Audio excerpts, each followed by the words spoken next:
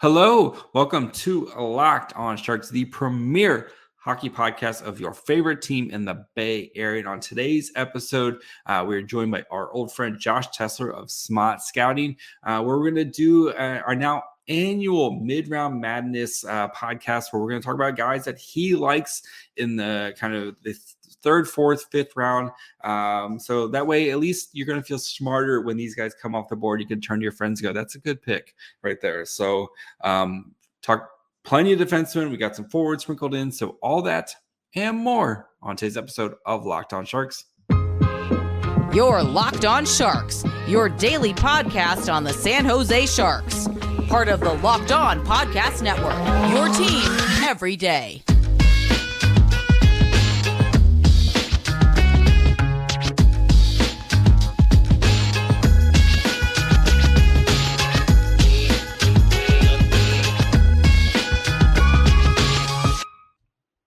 I'm JD Young, contributor at San Jose Hockey Now, and I want to thank you for making Locked On Sharks your first listen. Proudly a part of the Locked On Network, where we cover your team every day. If you want to be an everydayer, all you got to do is just subscribe or follow wherever you get podcasts, or you can watch on YouTube as well. Josh Tessler from Smaht Scouting makes his return, where we're kind of talk about a bunch of mid-round guys that he likes. So we cover a bunch of defensemen. I basically asked him, I was like, which guys in the kind of the third, fourth, fifth round do you like? And he gave me a list, a lot of defensemen and a couple forwards. So without further ado, let's get going with Josh.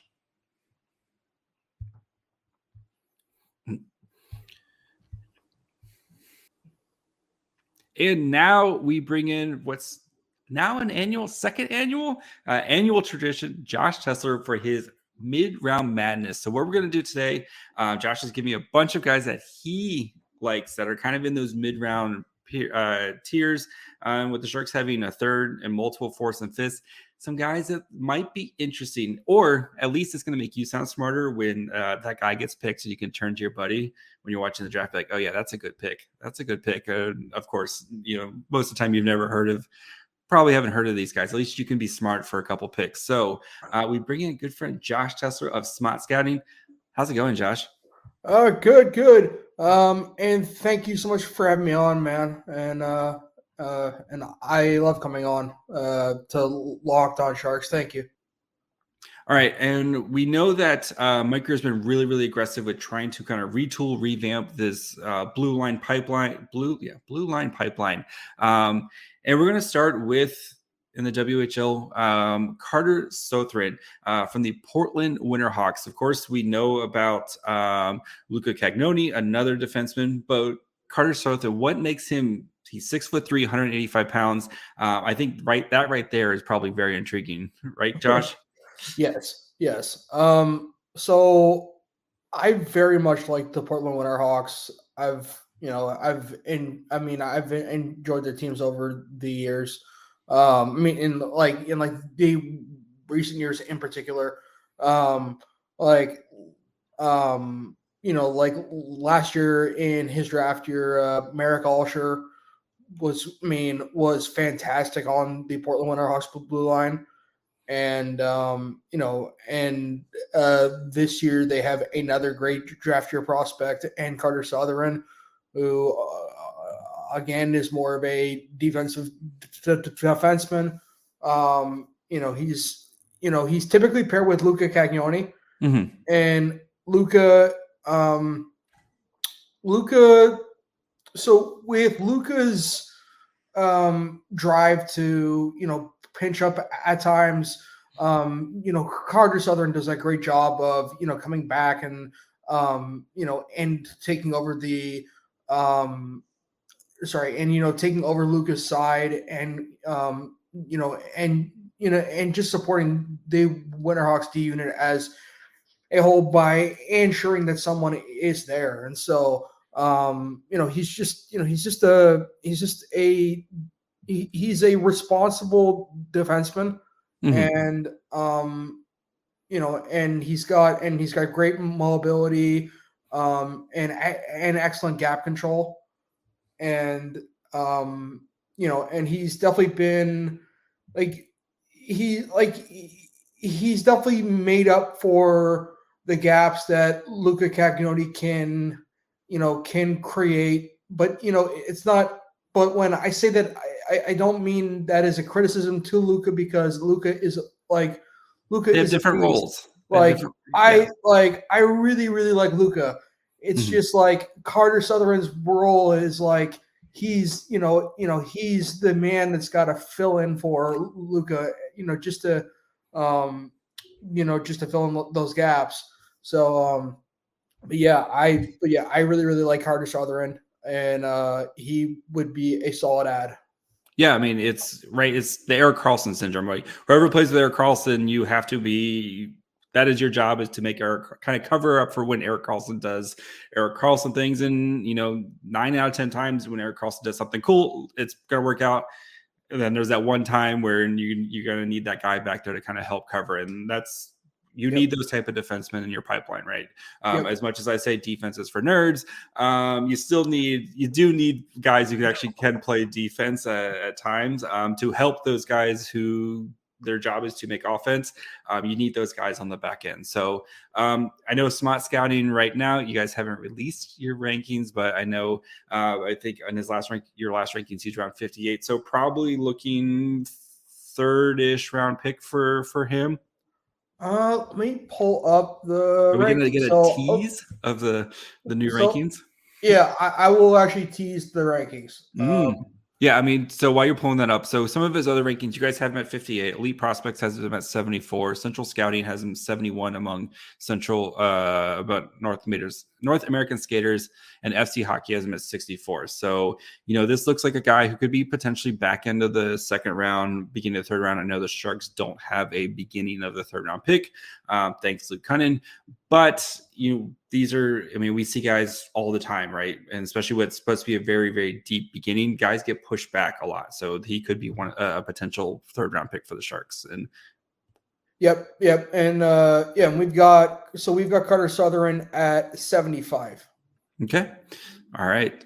So let's continue our look at some of these other defensemen. I'm going to really screw this one up. Gennadi Chaly of the Waterloo Black Hawks in the USHL, 5'10", 192-pound defenseman, also a right-handed shot from Russia, who going to be playing University of Vermont here in the future. I assume he's probably going back to the USHL for another season.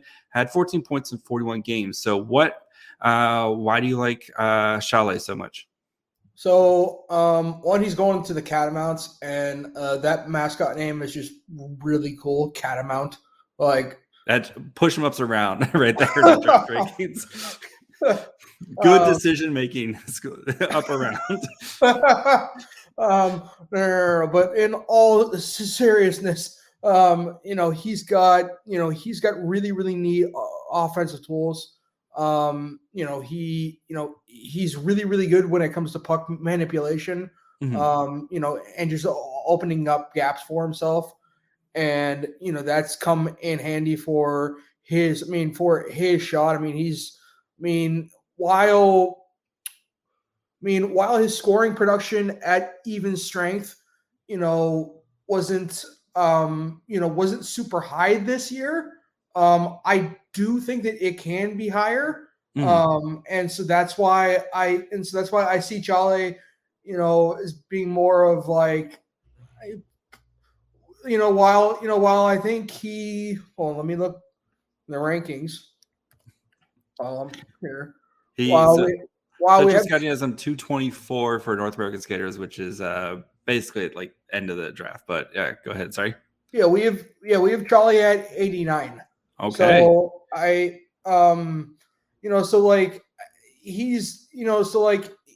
he's a guy where like I wanted a bit more production out of him 5v5, but I very much saw the upside with his shot and his puck manipulation, and if I can just see more and more, the value is going to go up. Yeah, and he's stout. I mean, 5'10", 192 pounds. Like most of the 5'10" guys you see at that age are, like 160, 170 soaking wet. Like he's already looks like he's got some weight on him. And then too, he's really young. Like he doesn't turn 18 until the end of June, so like right around until August. So he's actually like close to being into next year's draft class. Like, sometimes with these young guys, like their development path is they have much more kind of a runway with their development path because they're almost a year younger than some of these other, or 6 months younger than some of these other guys in their draft class as well. So we know Mike Greer, not afraid of Russian, players. I know he's going to be playing in the U.S. and going to school, but like, we know Mike Greer is not afraid of that. And all right, guys, before we continue with Josh and we continue looking at some of these defensemen that he really likes, and then at the end, we're going to look at some of the forwards as well. Do need to take a quick break, talk to you guys about our good new friends over at Bird Dogs. If you're looking for a pair of shorts that covers literally everything you need, Bird Dogs is the way to go. Great fit. They sent me a couple pairs, super soft, super comfortable. They have the underwear built in. You don't have to worry about snagging, chafing. All that's taken care of them with them. Versatility. These are the perfect weekend shorts, right? Especially a guy like me, Saturday morning, it's soccer. Then we're, going to Target. We're going to Costco. We're doing all the errands. And then I'm, usually barbecuing, or maybe we're going to the local brewery to enjoy the weekend. They've got you covered with all that. You can wear them anywhere you want. If you want to go some shorts on the golf course, whatever you want to do, they've got you covered. So many different styles. If you like kind of the new high inseam, they got you covered there. If you're like me and you don't want to show off the thighs as much, they've got you covered. So plenty of different styles and variations to check them out. So go to birddogs.com/LockedOnHL. When you enter promo code LockedOnHL, they'll even throw in a free custom Bird Dog Yeti style tumbler with every order. Again, go check out Bird Dogs, birddogs.com/LockedOnNHL. Get yourself a free tumbler today.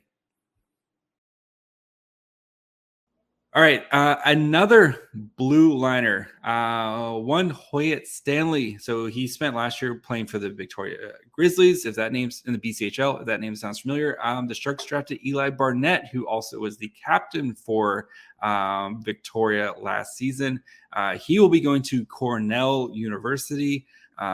He is a 6'2", 196 pound defenseman, right-handed shot. Had 38 points in 53 games last year for the Grizzlies. So we know the Sharks have been watching him because they're watching Eli Barnett. Why are you intrigued by Mr. Stanley? Well, I was going to say it's not because of the Cornell mascot name. Down around. We were already going down that rabbit hole. So, yeah, just to clear it up. No, it's not because of Big Red Bear.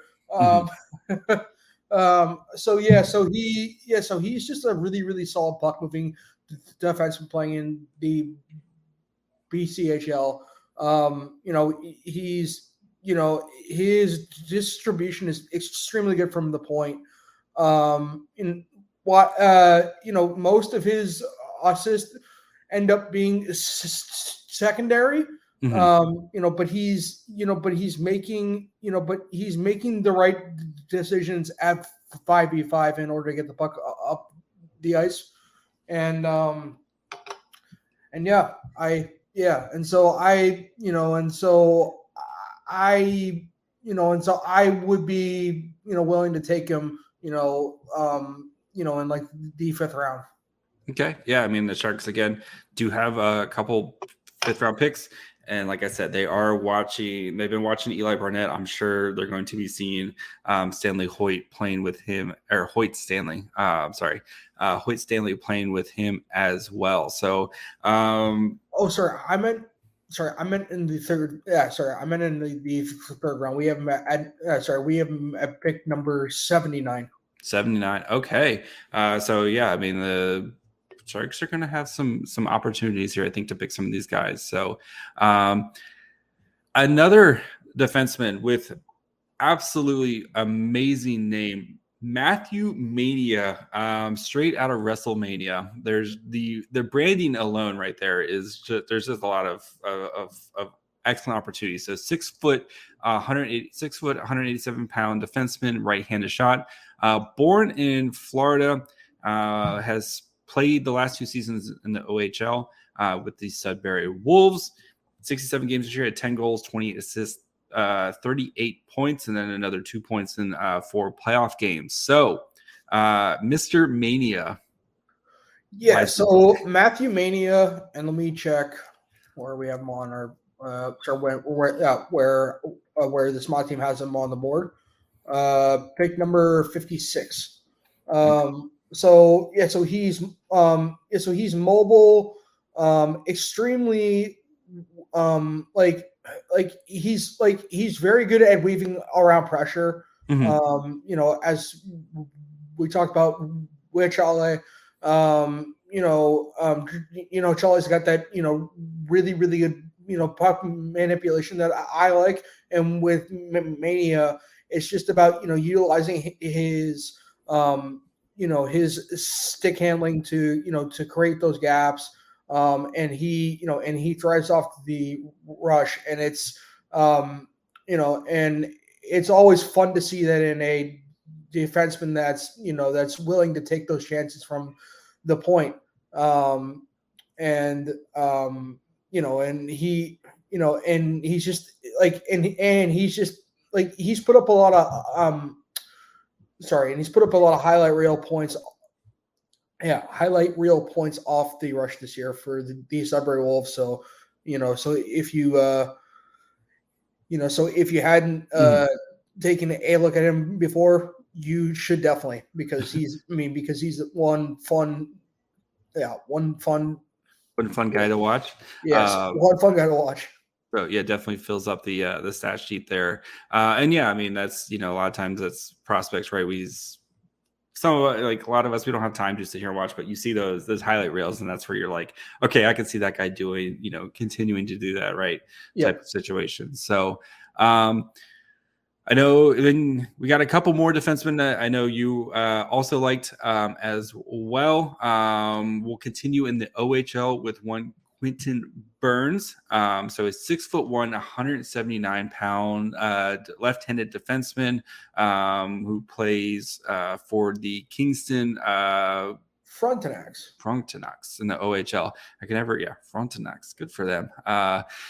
54 games this year, 2 goals, 27 assists for 29 points, 106 penalty minutes. So if you like your penalties, if you like your defenseman racking up the penalty minutes, this is your guy. So why are you intrigued with one Mr. Burns?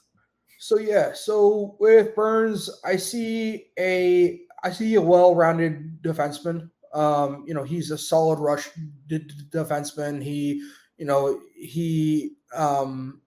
He maintains good positioning off the rush. He's got great gap. Yeah, he's got great gap control. And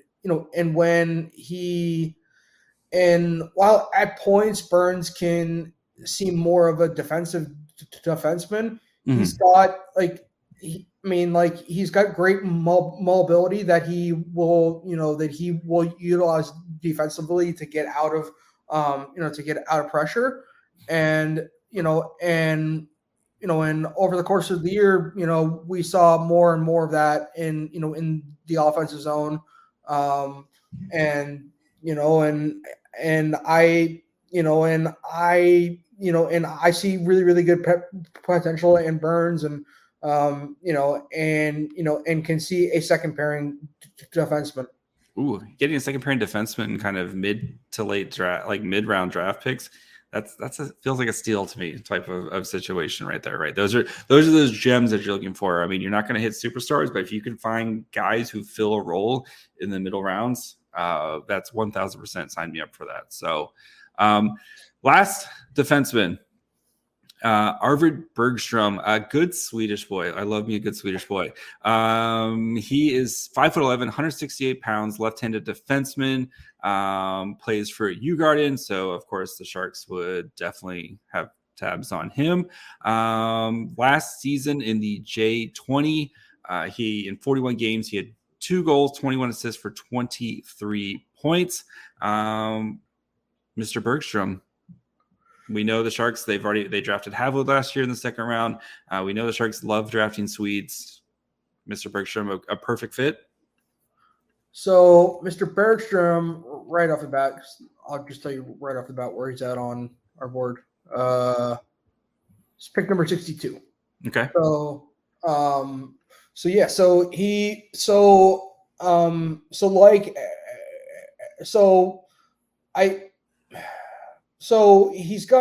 he's really, really shifty. He's and that comes in handy because he's because he's a exceptional puck moving offenseman, but his defensive tactics themselves are more reactive, instead of passive, and so he's giving up a decent amount of space to the attacker, but we also have to keep in mind that he's playing on European ice, and so and so when he gets over to the US or Canada, he's he's going to have far less ice to cover. So he's going, so he can, so he could be potentially more passive, but for the time being, he's not. But he does have really, really good acceleration that he can utilize to get to loose pucks. But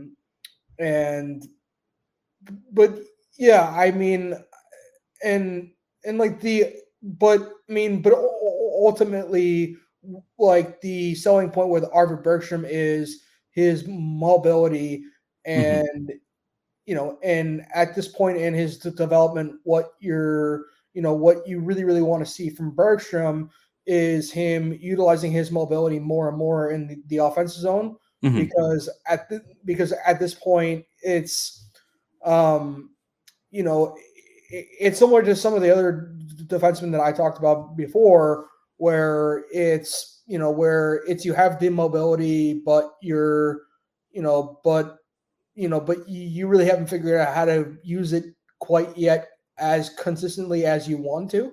Yeah. And so that's where Arvid Bergström is. It's just experience. And two, you hear, especially like with defenders coming from the European ice, which is much bigger and much wider, and then coming over to North America, that's just less ice for them to have to cover, right? And it's a little bit easier transition for them, because it's like, oh, I don't have to be, it's, getting used to, like, I don't have to go out as far, or I don't have to do as much about it, just because you have just less space to cover. So, learning the new angles and stuff, but again, you're just going to a smaller arena. So, all right, guys, before we finish up with Josh, we look at some of the forwards that he likes in these mid rounds. Do want to take a quick break, talk to you guys about our friends over at eBay Motors. You guys know that for a championship team, it's all about making sure every player is a perfect fit. It's the same when it comes to your vehicle. Every part needs to fit just right. So the next time you need parts and accessories, head to eBay Motors. With eBay Guarantee Fit, you can make sure that you get the part you need and it fits right the first time around. All you have to do is just add your ride to the My Garage and look for a green check when you know the part will fit, or your money back. Because just like in sports, confidence is the name of the game. And when you shop at eBay Motors, they have over 122 million parts to choose from. And you'll be back on the game in no time. After all, it's easy to bring home a win with the right parts and guarantees. So get the right parts, the right fit, and the right prices on ebaymotors.com. Let's ride. eBay Guarantee Fit, only available to U.S. customers. Eligible items only. Exclusions apply. Let's shift over to the forwards. So we spent a lot of time talking about the defensemen. So we're going to run through some of these forwards here. So one, Nico Myatovic, playing for the Seattle Thunderbirds, who are off to the Memorial Cup right now. He's a 6'2", 181-pound forward, left-handed shot. Really nice year for the Thunderbirds. 30 goals, 30 assists for 60 points in 68 games, and then another 7 points in 19 playoff games. With those type of numbers and that size, why is he not higher up the boards? Like, that seems like everything you want right there, right?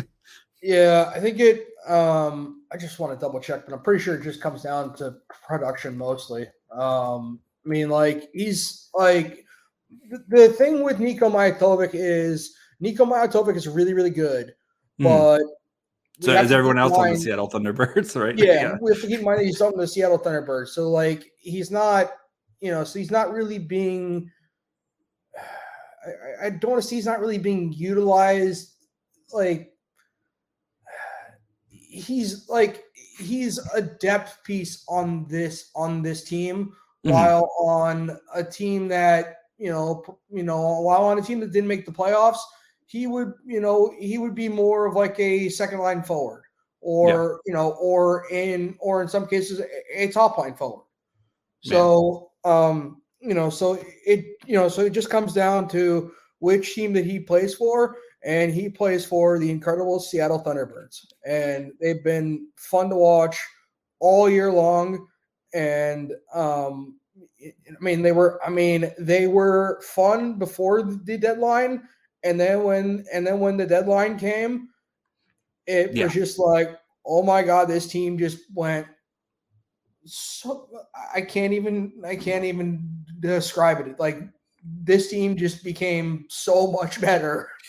I mean, they have 10 guys right now on their team who have been drafted, who already been drafted. So you have Jared Davidson, Lucas Keone, Kevin Korchinski, Reed Schaefer, Brad Lambert, I love you, Brad Lambert, Jordan Gustafson, Dylan Gunther, Luke Prokop, Nolan Allen, Colton Dock, and then they're going to have a bunch, they're going to have more players drafted this draft as well. Like, this team is really, really good. So this could be a potential, like, for whoever drafts him, you could be getting a potential steal that's just not been able to get production because they're just, the guys in front of him are just way, way better. And that's not his fault that the guys in front of him are just way, way better, but he just hasn't had a chance to shine, right?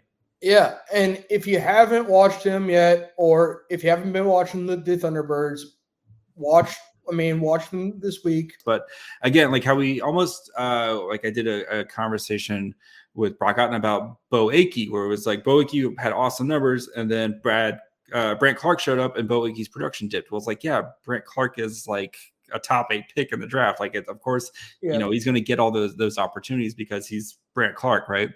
Myatovic, he might be a guy where you pick in the second, you pick in the middle of the draft, and then you're like, wow, how did this guy fall here? Because of his production isn't. Again, they're giving Brad Lambert and Gunther and all these other guys first option because those guys are first round picks, right? Yeah, yeah. And the thing that Nico does so well is like, so Nico is a power forward. He plays the mop up pucks role, and he plays it extremely well, and it's just about getting him a bit more ice time, here and there over, over like the next few years, because there are things that I want him to continue developing. And so, I could see him as a second line forward. And I feel like there's a safe floor for him, which is like, the safe floor for him is he is a third line forward, but I think there's a lot of offensive upside with him to the point where, where if he's going to fall into, the 4th, 5th round, he shouldn't. He should have gone earlier. All right. Another guy, Brandon Svoboda. He is a 6'2", 190-pound center from Pennsylvania. Spent this last season on the USHL winning Youngstown Phantoms. 59 games, had 16 goals, 10 assists, 26 points, and then had another goal in the 9 playoff games. He headed to Boston University. So Mr. Svoboda.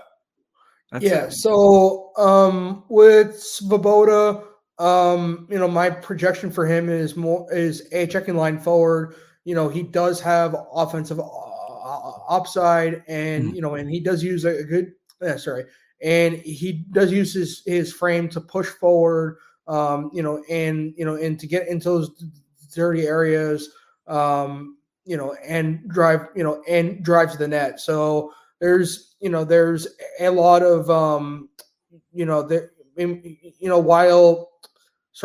while his ice time has been limited at times this year, he has done well, and I just want to see that the consistency grow. But I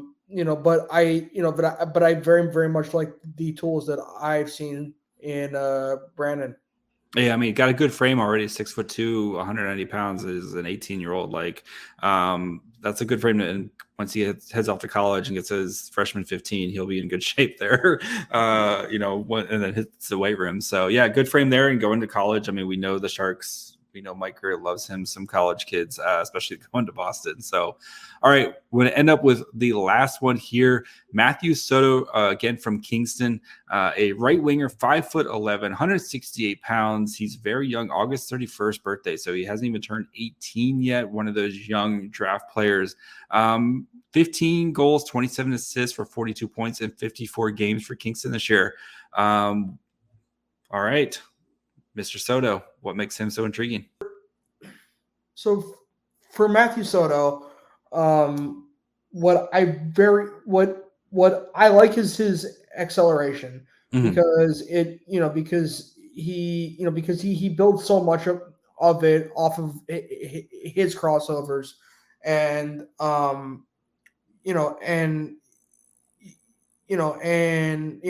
he's got tremendous speed off of his crossovers to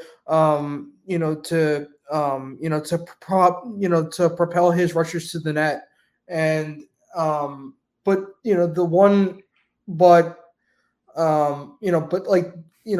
thing with him is that he doesn't really have much of a north-south stride quite yet, and so he's over reliant on his crossovers, and so his skating, it kind of hurts his projection just slightly, because because he doesn't necessarily have the speed that I want. The speed to cause puck disruption. He's got the speed when he's on the forecheck and back check. He's got the speed in order to get himself into the right spot, but he's not, but with that said, he could be doing so much more if he had the power stride. So I would love to see Matthew Soto, lengthening, extending his stride and building up that power stride, because he's been so much of a impact player, for the Kingston Frontenacs, when he has the puck on his stick, but he's just missing that power stride. And that take him that next level. That's the one thing for me where it's just if the skating could only be X percent better, I could see the projection going up 10, 10 or so points per year kind of thing. Gotcha. Josh, you said it all. Where can the people find you? They can find me. So they can find me at Josh Tessler _. So that's at JOSH TESSLER _. And I'm sorry, and all of my work is at Smaht Scouting. And that is SMAHT Scouting, SCOUT.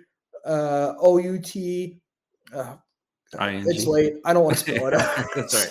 Smaht Scouting. Yeah. Just we know it's in your profile. You go find Smaht Scouting. Go check out Smaht Scouting. I know you guys are gonna have your new rankings here coming soon. Thank you for spoiling a couple. I'm gonna take a wild guess and say Connor Bedard is number 1 on the rankings. Yes. And yes, Adam Fantilli is probably number 2, maybe 2. Okay. I've already seen is Adam Fantilli going to go second back, because there's nothing else to talk about in the draft cycle. And then a week before we're like, wow, Adam Fantilli is going to go number 2 because Adam Fantilli is really, really good at hockey. So thank you very much, Josh. Of course, go check out Josh's work and his team. All been great. Ben Jordan been a key contributor to the Locked On podcast, Locked On Sharks podcast this year. So your boy Ben's been doing a good job. So until next time, thanks, Josh. And thank you, buddy. All right, guys. I hope you enjoyed my conversation with Josh. Always a pleasure when Josh comes on. I always feel really much smarter, and that's probably why his name is Smaht Scouting. Whenever you talk to Josh, huge ally to the show. Has been there kind of since the beginning. Was one of our first kind of draft experts to come on and talk with us way back in the day. So a big supporter of Locked On Sharks, and always like to read his work. Go check out his Smaht Scouting. Website's free. There's no subscription, anything like that. Great write-ups, great, video breakdowns. Great friend of the show at Locked On Sharks, Josh. I owe him several beers when I get to see him at the draft this year. So, thank you guys for checking out. We'll be back tomorrow for some more wild trade speculation. This time, should the Sharks trade the Devils pick for an impact player that can help them win right now? So we're going to be looking at especially some of the guys from the Winnipeg Jets who are looking to blow it up, maybe an Alex DeBrincat. Going to be looking at some of these guys and if it's worth Mike Grier to trade for one of these guys and what that would do to the Sharks going forward if he wants to get crazy and try to get an impact player today. So make sure you guys come back tomorrow. You can find the show wherever you get podcasts and watch on YouTube as well. And follow the show on Twitter, Facebook, and Instagram at Locked On Sharks. Follow me on Twitter at MyFryhole. Until tomorrow, we get crazy with the trades. Bye, friends.